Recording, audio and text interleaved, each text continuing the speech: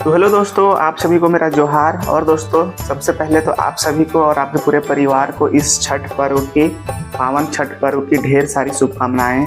और तो दोस्तों, अभी हमारे यूपी, बिहार, झारखंड और साथ ही साथ देश के हर एक राज्यों में छठ पूजा के भक्ति में सभी लोग लीन हैं। तो दोस्तों, क्या आप सभी को पता है कि जो ये छठ पर्व हम लोग मनाते हैं, यानी कि ये जो छठी मैया होती है, ये कौन है, या फिर जो छठ पर्व मनाने की जो इतिहास यानी इसका जो कहानी यानी कब से हम लोग मनाते हैं, तो क्या ये सारा कुछ आप लोगों को पता है? अगर नहीं पता है दोस्तों, तो मैं आज के इस छोटे से वीडियो में मैं आप लोगों को सारा कुछ बताने वाला हूँ। तो दोस्तों, वीडियो को लास्ट तक जरूर देखिएगा। बाकी अगर आप लोग को ये मेरा जानकारी अच्छा लगेगा तो वीडियो को लाइक शेयर जरूर कर दीजिएगा, ताकि और भी लोगों को इस तरह का जानकारी जो है कि उनको भी पता चल सके। और अगर चैनल पे नए होंगे या फिर पेज पे नए होंगे तो प्लीज़ फेसबुक पेज में अगर आप लोग ये वीडियो देख रहे होंगे तो पेज को फॉलो जरूर कर दीजिएगा। और साथ ही साथ अगर आप लोग यूट्यूब चैनल पे देख रहे होंगे, चैनल को सब्सक्राइब जरूर कर दीजिएगा, क्योंकि इस चैनल के माध्यम से मैं आप लोगों के लिए इसी तरह से जानकारी फुल वीडियो लेके आते रहता हूँ। तो चलिए बिना देर के हम लोग शुरू करते हैं। तो दोस्तों, सबसे पहले तो हम लोग जानते हैं कि जो छठी मैया है ये कौन है। तो दोस्तों, पुरानी ग्रंथों के अनुसार हम लोग माने तो भगवान ब्रह्मा की मानस पुत्री और सूर्य नारायण देव की बहन है।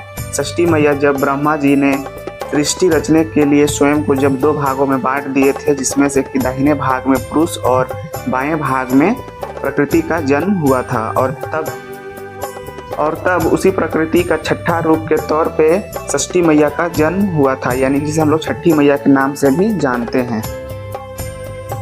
तो दोस्तों, ये था छठी मैया का परिचय। बाकी दोस्तों, अब आगे हम लोग अब जानते हैं कि जो छठ पूजा की शुरुआत हुआ था वो कब से हुआ था। तो इसके पीछे कई सारी कहानियां हैं या फिर कई सारी मान्यताएं हैं कि इस पूजा का जो शुरुआत है वो काफ़ी पुराने समय से चले आ रहा है। तो उसी में से आज हम लोग एक दो कहानी के बारे में जानेंगे कि जो छठ पूजा का शुरुआत कब से हुआ था। तो दोस्तों, सबसे पहले हम लोग जानेंगे भगवान श्री राम से जुड़ी कहानी। जी हाँ दोस्तों, इसका शुरुआत होता है त्रेता युग से। जी हाँ दोस्तों, त्रेता युग से जुड़ी सबसे पुरानी मान्यता है कि जब श्री राम 14 साल की वनवास के बाद जब अयोध्या लौटे थे, तब रावण के मृत्यु पाप से मुक्त होने के लिए उन्हें ऋषियों के द्वारा सलाह दिया जाता है कि आपको यह करना चाहिए।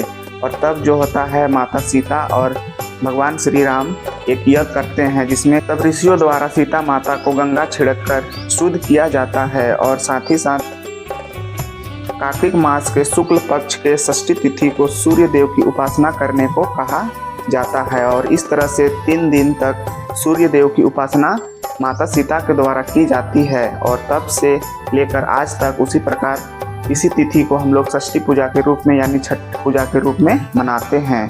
तो दोस्तों, ये था पहला कहानी। इसके अलावा दूसरा कहानी ये भी है, यानी कि दूसरा मान्यता जो हमारा द्वापर युग से चला आ रहा है। जी हाँ दोस्तों, दूसरा मान्यता के अनुसार छठ पूजा का शुरुआत द्वापर युग के महाभारत के समय से शुरू हुआ था, जिसमें सूर्य पुत्र कर्ण ने सबसे पहले इसे शुरू किया था। कहा जाता है कि सूर्य पुत्र कर्ण सूर्य के बहुत बड़ा भक्त थे, जो रोज सुबह उठकर घंटों तक जल में खड़ा होकर सूर्य देव का आराधना करते थे और उन्हें जल अर्घ के रूप में दिया करते थे। और इसके अलावा ये भी कहा जाता है कि जब पांडवों ने अपना सारा राजपाट हार गए थे, तब द्रौपदी ने पांडवों के साथ मिलकर छठ व्रत रखी थी, जिसके बाद जो है कि छठी मैया खुश होकर उनका सारा राजपाट वापस हो गया था।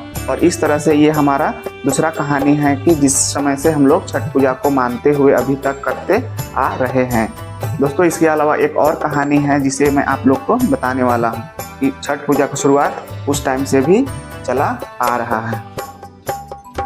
और तो दोस्तों, वो कहानी है एक राजा से जुड़ी। जी हाँ दोस्तों, राजा प्रियव्रत को कोई संतान नहीं था, परंतु यज्ञ के फल स्वरूप उन्हें एक पुत्र प्राप्त होता है। लेकिन वह पुत्र यानी उसका जो बालक होता है वह मृत होता है। तब राजा अपने पुत्र को शमशान घाट लेकर जाता है।